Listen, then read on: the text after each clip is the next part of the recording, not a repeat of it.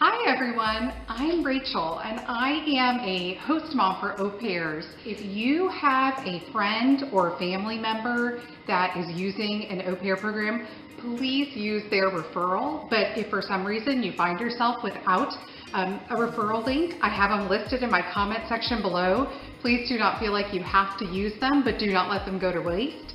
Today's video, we're going to talk about finding your perfect au pair. Now, this is a second part to that.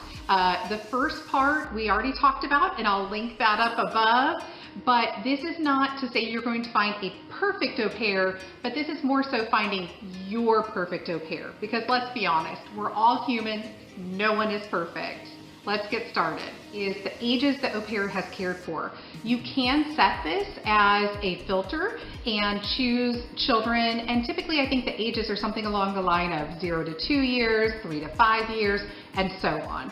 And this is important to consider based on the ages of your children, because the truth is you want to try to find an au pair that has cared for children that are similar ages to your children, and I feel like that's really crucial. Another self-explanatory area is childcare hours. These are the number of hours that the au pairs have recorded taking care of children. This can be in a variety of settings, whether it is for friends, family, neighbor children, more formal situations like nannying, kindergartens. This can be paid, volunteered. They all clump them together into just childcare hours. So you'll want to make sure that you go through and delineate what type of childcare is important for you to have had experience-wise, but just know that is something you can filter out and sort by when looking for an au pair. All right, so another thing that you can filter or set as a filter is years of driving. Now this for our family is very important. There are going to be families out there that decide as a family that you don't want somebody driving one of your vehicles, and that's okay. There are many au pairs out there that don't drive and are okay not driving and not comfortable driving. What I would caution you is if you live somewhere that is not in an urban center, that there is not good transportation, please consider this. You either need to have a very, very, very robust Uber system or a wonderful public transportation system that can accommodate those au pairs, because they don't want to be stuck at your house. I'm just going to be very honest with you families. These au pairs, they're young women that want to have friends and want to go experience life around your community. They don't want to just stay at home all the time after working hours. And if you're not willing to transport them or pay for them to be transported, they're not going to be very happy. And I have talked to many au pairs that this is a sticking point after matching with a family, that the families told them, we'll give you an Uber allowance, we'll drive you, we'll provide a car for you, that did not materialize to realistic expectations, and it's led to rematch. And so I just want to be very honest with you. For us, we have a car dedicated for our au pairs.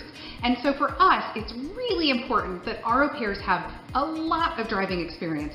So when we're setting our filters for our preferences, we pick au pairs that have over 2 years driving experience.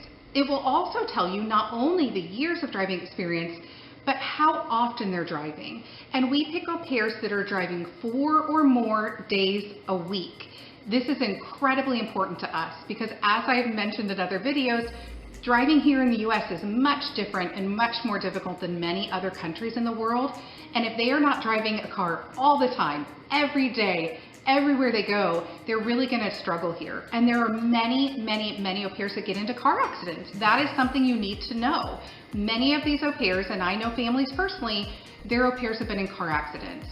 It can happen to anyone, yes, but you want to do everything you can to make sure you're picking a strong candidate. And as we mentioned, this is something that can lead to rematch. If you need an au pair to drive your children safely and you pick an au pair with not much driving experience, it's going to be a problem. Education level. This, again, is an area that there's not a right or wrong. All of these are things that are not right or wrong. They're just what is right for your family. Some families want an au pair that is just out of high school, that hasn't really started their education process, because for them, they understand how that fits into their life plan. Other families want au pairs that have already finished their academics and they understand what their career path is and how this helps them on their career journey. And so some families only want college educated or even master's educated au pairs. There's not a right or wrong. It's just who you feel that you can resonate with the most. And I'm just going to give you an example. My family, we pick au pairs that have a college education.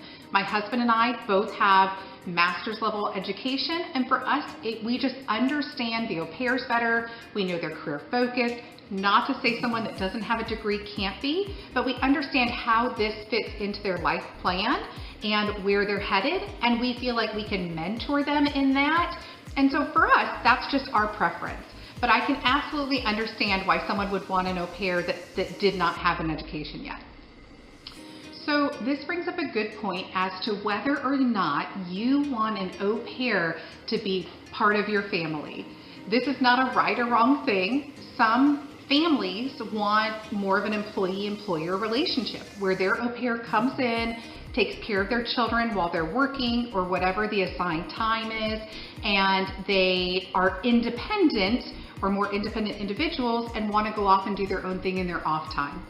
Other families want more of a cultural exchange in that they want the au pairs not only to do the work, but they want them to be part of the family, to experience family events, whether it's dinner every night, weekend events, holidays, those sorts of things. Now, there's not a right or wrong. Everybody needs to decide for themselves what is the right situation for your family. Another area to consider is nationality, basically where your au pair is coming from. Now, again, this is not meant to hurt feelings. This is not to say that all these stereotypes hold true. But again, it's impossible to look through every single profile. And so sometimes you find yourself deciding to try one path or another, or you may try all of them, and that's okay. But just to help with some guidance and some perhaps commonly associated stereotypes of different nationalities when considering au pairs. For example, the European au pairs, they tend to have really great English. They tend to be really good drivers. And I think culturally, they may be a little bit more similar to the US. So perhaps they're going to assimilate a little bit more easily into the US culture. The other side of that is, not all of them, but they do tend to be younger. They tend to be here on a gap year. So between what is their high school and their university, they tend to come for 1 year. You will find those that want to extend, but most of them want to come for 1 year so they can go back and do their university studies. And a lot of them want more of a employee-employer relationship, which is okay. When they're off, they just want to be off doing their own thing, having their own adventures. When they're working, they'll be here, but they don't tend to maybe as much have that family dynamic that some of the other cultures look for. The other cultures to consider, you could consider Latin American au pairs. Latin American au pairs, they can be all age spectrums, but from what I tend to see, they tend to be a little bit older. Not all of them, but a lot of them have already completed their university studies if they're going to do university. And this is a bridge between their university and their career. And so it helps them often in Latin American countries to be fluent in English. So you may not get as strong of English speakers from Latin American countries. It also helps them culturally to understand the American culture for their works. A lot of them work for international companies, and this can help them. The other side of Latin Americans, and again, I know I keep saying this, I don't want to offend anyone. This is a stereotype, but you know, a lot of them tend to be a little bit more affectionate maybe with the children is the thought that a lot of people have. And a lot of them want to be more part of a family. So they want to hang out more with your family during their off time. So those are just two examples of different cultures, different nationalities, and different characteristics to consider when choosing a au pair. Religion. Again, seemingly a funny topic, but it's really actually quite important if you consider the basis of it. There are going to be some families that are very religious, and there are going to be some au pairs that are very religious. There are going to be some families that aren't religious, and some au pairs that aren't religious. And if you have an au pair that is very religious and maybe a family that never goes to church, there could be a lack of connection there. Perhaps they don't understand each other as well. They don't get where they're coming from. The au pair that is very religious wants to go to church every weekend, and the family that's not doesn't understand that and doesn't support that. So there could be a lot of kind of rubbing points there if you aren't on the same wavelength. Not to say that you have to be the same religion as the au pair or be the same level of spiritually connected as the au pair, but it's something to consider. I have had au pairs that were Christian, that were living with Jewish families, no problem. I have had au pair friends that are Christian living with Jewish families that are kosher and have had some issues. So maybe you are a Jewish family and you have a Christian au pair, or vice versa, and one of you has, an eating restriction like you're kosher or you're Muslim, and you have different eating habits than maybe a Catholic au pair. That could potentially cause some issues in terms of the foods that are brought into your home, how you cook things, and those sorts of things. And that could potentially cause some problems. So not to say that you can't make it work, but something to consider and to be very candid about and very open about when you're choosing your au pairs. All right, this is an inflammatory one. I already know I'm going to get comments from some of you. Significant others. There are two thoughts on this, and you're thinking, this is a funny thing that the agency even asks if the au pairs have a significant other. I understand why, after having many, many, many au pairs. There is a school of thought that if you have a significant other, maybe you're not going to be out bar hopping and looking to pick up guys and those sorts of things. But if you have a significant other, there's a thought by some families that maybe you're going to be more homesick and you're not going to want to stay for a second year.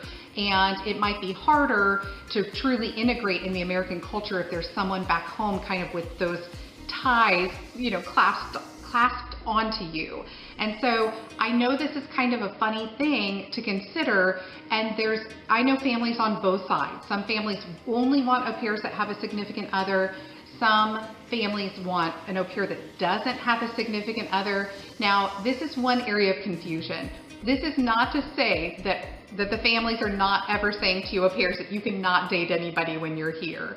But this is just referring to when you're entering the program, if you are dating somebody back home. And that is why, and that's something to consider if you're a host family or a potential host family, what you think would be a better situation for an au pair coming into your family. Swimming. This is a pretty self-explanatory one. This is basically to gauge how good of a swimmer your au pair is and whether or not you even care. Do you live in an area, maybe you live in Florida or a southern state and you have a pool at your house? Well, of course, then you're going to care about how strong of a swimmer your au pair is. But if you live somewhere where perhaps the only time your children go swimming is at swim lessons and there's never opportunities for your children to go independent swimming with your au pair, it's probably not going to matter for you as much. But just know that is something that you can set in your filters. All right, that's it for today. If you have questions, please leave them in the comments below. I would love to connect with you, answer questions, address them in future videos, in particular if there are topics that you want me to talk about. I hope you found these videos helpful. Again, please give these videos a thumbs up, share them, and I hope this was helpful to you. Have a great day.